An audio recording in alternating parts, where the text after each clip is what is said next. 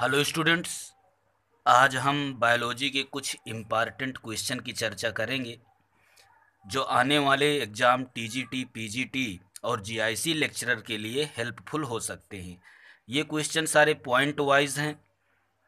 ये पॉइंट है कि स्तरित एवं किरेटिन विहीन सल्की उपकला, स्तरित एवं किरेटिन विहीन सल्की उपकला ये कहाँ पाई जाती है। तो याद रखना कि ये माउथ कैविटी में पाई जाती है, मतलब बक्कल कैविटी में, फेरिंग्स में एंड वैजिना में ऐसी एपिथेलियम पाई जाती है।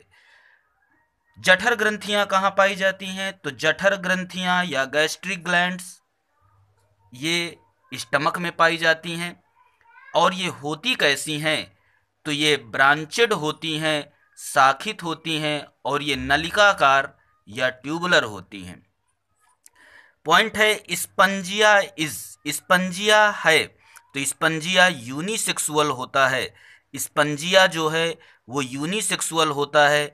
वैसे पोरीफेरा के मेंबर जो हैं वो हर्माफ्रोडाइट होते हैं, लेकिन स्पंजिया जो है वो यूनिसेक्सुअल होता है, एक लिंगी होता है। यू स्पंजिया में फाइबर कौन से पाए जाते हैं? तो यू स्पंजिया में स्पंजिन फाइबर्स पाए जाते हैं।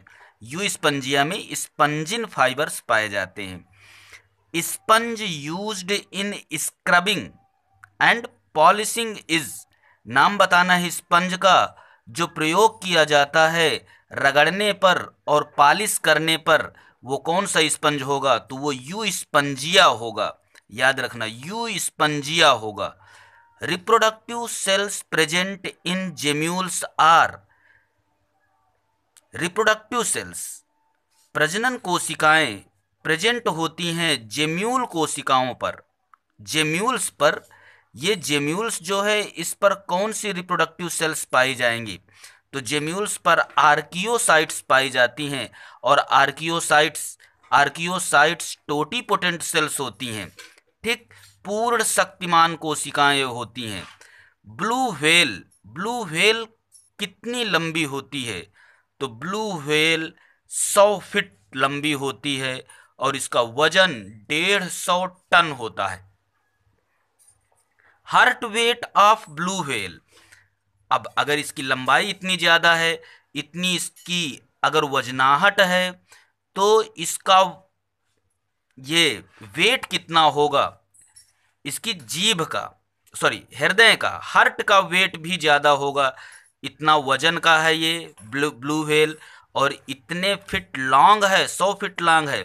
तो इसकी जो टंग है और हार्ट है ये भी वजन होंगे।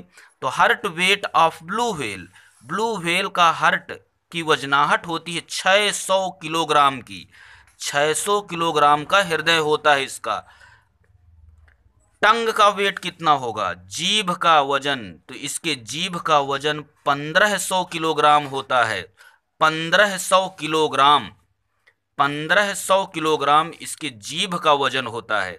ए giraffe's blood pressure measures, giraffe का जो ब्लड प्रेशर होता है वो कितना होता है? तो 260 बटे 160 होता है। मतलब 260 ये हाई ब्लड प्रेशर और ये लो ब्लड प्रेशर। इससे कम तो लो ब्लड प्रेशर और इससे ज़्यादा आई तो हाई ब्लड प्रेशर। मतलब नॉर्मल जो ब्लड प्रेशर इसका है वो 260 से 260 बटे 160 होता है। वहीं मनुष्य का जो होता है वो 120 बटे 80 होता है। एलिफेंट्स ट्रंक कंटेन्स, एलिफेंट की जो सूंड होती है वो कितनी मांसपेशियां रखती है? तो 40,000 मांसपेशियां रखता है। एलिफेंट की जो सूंड होता है उसमें 40,000 मांसपेशियां पाई जाती हैं। Dendritic organs are found in, dendritic organs किस में मिलता है? तो कैट फिशेज में डेंड्राइटिक ऑर्गन्स मिलता है। जैसे क्लैरियस, क्लैरियस एक कैट फिश है और इसमें डेंड्राइटिक ऑर्गन्स मिलते हैं। नेक्स्ट है labyrinth, labyrinth labyrinth labyrinthine organs are found, तो ये मिलता है एनाबास पर, ट्राइकोगैस्टर पर। और इसके बाद है प्रोटोप्टेरस, ये एक लंग फिश है प्रोटोप्टेरस। तो ये कैसी लंग फिश है? अफ्रीकन लंग फिश होती है। ये तीनों जो बक्से में बंद हैं बहुत इंपॉर्टेंट हैं, इनको याद रखना। प्रोटोप्टेरस, प्रोटोप्टेरस जो है वो अफ्रीकन लंग फिश होती है, और लेपिडोसाइरन जो है वो साउथ अमेरिकन लंग फिश होती है। इसी प्रकार से नियोसिरेटोडस जो है वो ऑस्ट्रेलियन लंग फिश होती है। तो याद रखना यहाँ से ये तीनों बहुत इंपॉर्टेंट है, पूछ लिए जाते हैं कि साउथ अमेरिकन लंग फिश कौन सी होगी तो लेपिडोसाइरन, अफ्रीकन लंग फिश कौन सी होगी प्रोटोप्टेरस, और ऑस्ट्रेलियन लंग फिश कौन सी होगी तो नियोसिरेटोडस होगी। The largest nematocyst of hydra are, hydra की जो सबसे बड़ी निमाटोसिस्ट होती है वो कौन सी होती है? तो इसे याद रखना, पेनेट्रेंट्स या फिर स्टेनोटील, ये सबसे बड़ी निमाटोसिस्ट होती है, लार्जेस्ट निमाटोसिस्ट इसको कहते हैं। अच्छा, ब्लू कोरल क्या होता है? ब्लू कोरल ये किसका साधारण नाम है? तो ये हेलियोपोरा का साधारण नाम है ब्लू कोरल। और ब्रेन कोरल जो है वो मीनड्रीना का साधारण नाम है।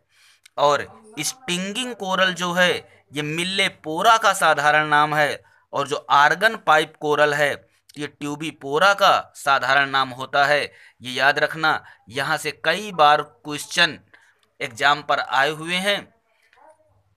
नेक्स्ट है ब्राउन कलर ऑफ फिशेज, जो मल का भूरा रंग होता है। याद रखना, जो मल का भूरा रंग होता है वो किस भूरे पिगमेंट के कारण होता है? तो मल का भूरा रंग स्टार्कोबिलिनोजन और स्टार्कोबिलिन नामक पिगमेंट के कारण भूरा रंग होता है। चीफ साइट ऑफ डीएमिनेशन, कौन सा मुख्य साइट है, कौन सा मुख्य स्थान है जहां पर डीएमिनेशन होता है? तो लीवर है वो। याद रखना, लीवर ये सबसे लार्जेस्ट ग्लैंड होती है, सबसे बड़ी ग्रंथि है ये शरीर की, और इसका वजन 1.5 किलोग्राम का होता है। Glucose and galactose are absorbed by, glucose और गैलेक्टोज को एब्जॉर्ब किया जाता है एक्टिव ट्रांसपोर्ट के द्वारा। इसी प्रकार से fructose is absorbed by, fructose को एब्जॉर्ब किया जाता है। याद रखना, एफ से फ्रक्टोज है और एफ से फैसिलिटेटेड ट्रांसपोर्ट, इसके द्वारा इसको एब्जॉर्ब किया जाता है। तो amino acids are absorbed by, amino acid को दोनों के द्वारा एब्जॉर्ब किया जाएगा, एक्टिव ट्रांसपोर्ट और फैसिलिटेटेड ट्रांसपोर्ट के द्वारा। इन इंसेक्ट्स बाइट, जब कोई कीट काट लेता है तो मे रिजल्ट इन इन्फ्लेमेशन, तो वहां पर सूजन आ सकती है। और this is triggered by the alarm chemical such as, तो ऐसा कौन सा वहां पर केमिकल्स निकल आता है कि ये कंडीशन हो जाती है? तो हिस्टामिन एंड काइनिन के कारण ऐसी कंडीशन उत्पन्न हो जाती है। माइक्रोट्यूब्यूल डिपॉलीमराइजिंग ड्रग, ये जो माइक्रोट्यूब्यूल है depolymerising drug such as colchicine is expected to, तो ये जो कॉल्चिसिन है microtubule depolymerising drug such as colchicine is expected to, ये क्या काम करती है? तो इनहिबिट स्पिंडल फॉर्मेशन, तो स्पिंडल फॉर्मेशन को रोक देती है। कब? माइटोसिस के दौरान। Features shown by crustaceans are, crustacean के द्वारा कौन सा फीचर शो किया जाता है? तो सिफेलोथोरैक्स होते हैं, बाइरेमस होते हैं, और इनमें गिल्स पाई जाती है। Barr body is found during, Barr body मिलती है कब? तो interphase in cell of female mammal, जो फीमेल मैमल होगी उसकी कोशिका में इंटरफेज में ये बार बॉडी मिलती है। ए frog has its brain crust, एक फ्रॉग है जिसका ब्रेन क्रश कर दिया गया है। But when pinched on the leg, लेकिन जब उसके लेग पर पिंचिंग की जाती है, चुभोया जाता है, तो द लेग ड्रा अवे, तो अपनी वो टांग खींचने लगता है। It is an example of, ये काहे का एग्जाम्पल है? तो सिंपल रिफ्लेक्स का एग्जाम्पल है। सिंपल रिफ्लेक्स सरल प्रतिवर्ती प्रतिक्रिया का उदाहरण है। The technique called gamete intrafallopian transfer, एक टेक्निक है जिसे गैमिट इंट्राफैलोपियन ट्रांसफर कहते हैं, is recommended for those female. ये जो GIFT या गैमिट इंट्राफैलोपियन ट्रांसफर टेक्निक है, इसको किस फीमेल के लिए रिकमेंड किया जाता है? तो who can not produce an ovum, वह फीमेल जो ओवम प्रोड्यूस नहीं कर सकती है, उसके लिए GIFT टेक्निक का यूज़ किया जाता है।